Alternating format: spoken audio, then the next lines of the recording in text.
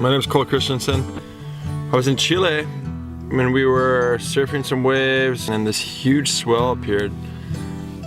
One of the biggest swells, south swells I'd ever seen, or most of us that any of us had ever seen, really.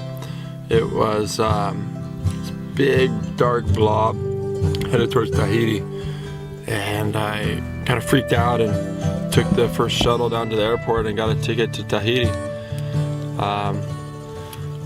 When I got to the airport, there was a bunch of guys from Brazil, like Carlos Burle and a few other guys going to Tahiti for the swell, and I talked to them a bit about it, and they seemed pretty excited, and I started getting some texts, and it just seemed like the whole world was headed to Tahiti. And sitting on that plane, I was just kind of thinking about how crazy it was going to be in Tahiti and how big it was going to be, and how, you know, and how the whole world was there. It was right during the ASP.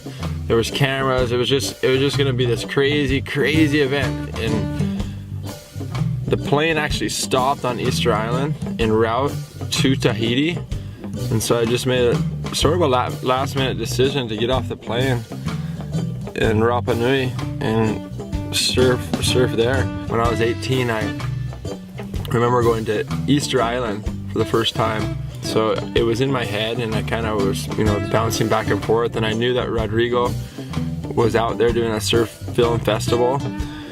So when the plane touched down on Easter Island, I just got off the plane and shined Tahiti, just because it was going to be something different, and I don't know, I really wasn't prepared to, you know, go handle all that craziness. I didn't have a jet ski in Tahiti. I didn't have anything lined up. I would have just been showing up and trying to hitch a ride, and it just seemed a lot easier to get off the plane in Easter Island.